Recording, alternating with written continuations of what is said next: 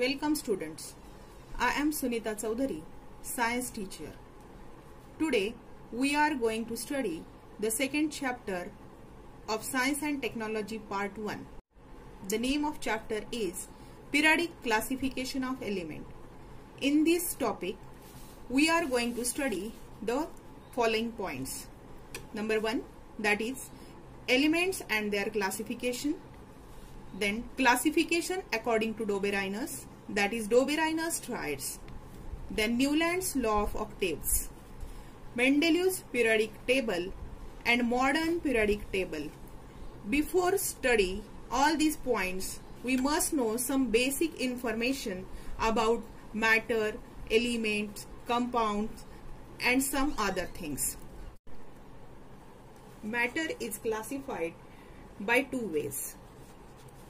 Depending upon the state, the matter is classified into three states: solid, liquids and gases. Again, depending upon the chemical constitution, matter is classified into three categories, that is elements, compounds and mixtures.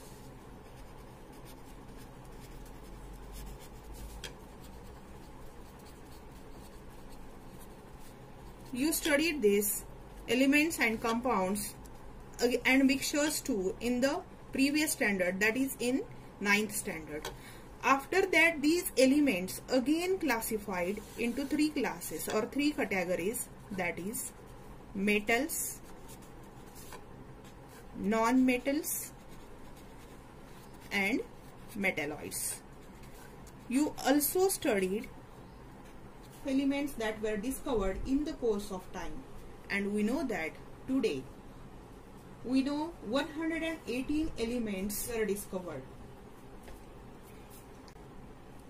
Let us study the classification of elements. At the year 1800, only 30 elements that were known. But nowadays, we know that 118 elements that were discovered. The more number of elements that were discovered, the scientists try to study these elements. Then, scientists try to study the properties of this element, but to study the vast number of elements and their information and their properties, it becomes difficult for them. So, the scientists try to classify or grouped these elements in regular pattern. Different scientists tried different ways to classify the elements. Let us study the classification made by the Dobereiner. Dobereiner was the first scientist try to classify the elements. The Dobereiner, he was a German scientist. In the year 1817, Dobereiner classified the element in a fixed pattern. He made the group of three elements which shows the similar chemical properties. The elements which shows similar chemical properties, he made the group of three elements. That elements or that group is called triads. And he arranged the elements according to the atomic masses. That means he take the criteria of atomic mass. This is the basic criteria according to the Dobereiner. Dobereiner arranged these triads, the elements in the triads, according to increasing order of their atomic masses. At that time, he found that the atomic mass of middle element that was approximately equal to the mean of the atomic mass of other two elements. Let us see the first triad, that is first Dobereiner's triad. Lithium, sodium and potassium. The atomic mass of lithium is 6.9, the atomic mass of sodium is 23 and atomic mass of potassium, that is 39.1. Let us calculate according to the Dobereiner's. Take the sum of this lithium and potassium, that is 6.9 plus 39.1. divided by 2. The sum is equal to 46 divided by 2. It gives 23. This 23 is the atomic mass of the sodium. That means the atomic mass of lithium and potassium, when we add this and we calculate or find out their mean, it is equal to 23, and this is equal to the atomic mass of sodium. Let us see the second triads: calcium, strontium and barium. The atomic mass of calcium is 40.1. The atomic mass of strontium, it is 88.7, and atomic mass of barium, it is 137.3. Let us calculate according to Dobereiner. The atomic mass of calcium plus atomic mass of barium, that is 40.1 plus 137.3 divided by 2. It is equal to 177.4, that is 177.4 divided by 2, and its calculation, it is 88.7. That means this is 88.7 is the atomic mass of strontium. That means the atomic mass, sum of the atomic mass of this calcium and barium, it is 177.4, and their mean is 88.7, which is equal to the strontium. These are the Dobereiner's triad. Though Dobereiner tried to classify the elements at that time, but this Dobereiner's triad law, that was not accepted, because Dobereiner could not arrange all the elements known at that time in his pattern. So this law, that was not accepted. Let us see the classification made by Newlands. John Newland was an English scientist. In the year 1866, he classified the elements by different ways. He also take the atomic mass is a basic criteria during this classification. He arranged the elements by increasing order of their atomic masses.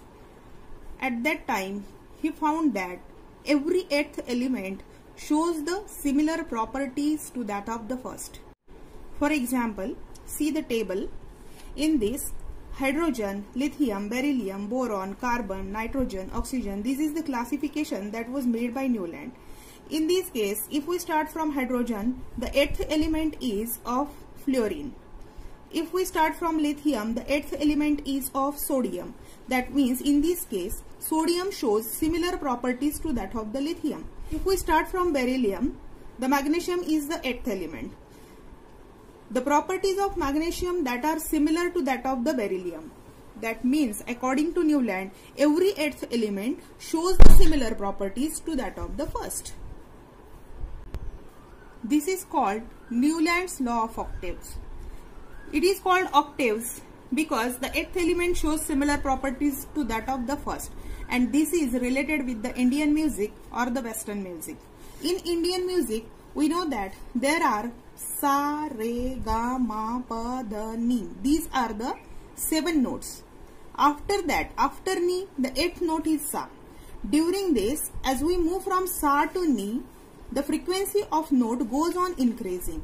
And after ni again sa. The sa, it is at 8th place and it is of double frequency to that of the first. Just like in Western music, there are also the 7 notes. Do, re, mi, fa, so, la, ti. After ti, again do with doubles the frequency. Newland correlate this arrangement with the octaves in the music. So, this law is called Newland's law of octave. Newland's law of octaves had some limitations. Number 1, this law that was applicable only up to the calcium. Newland could not arrange all the elements known at that time. Then second limitation is that Newland placed 2 elements at the same place. For example, he placed cobalt and nickel at the same place. Again, he placed lanthanum and cerium at the same place. So, this is also a big limitation for the Newland's law. The Newland's law of octave, it is applicable up to the calcium only. Newland could not arrange all the elements known at that time. And the second limitation of Newland's octave law, the Newland placed two elements at the same place. For example, he placed cobalt and nickel and cerium and lanthanum at the same place. So this was the big limitation for the Newland's law of octaves. And the third limitation is that the Newland could not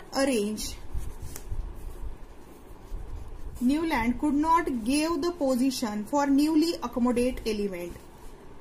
So he could not give the position for newly discovered elements. This was the big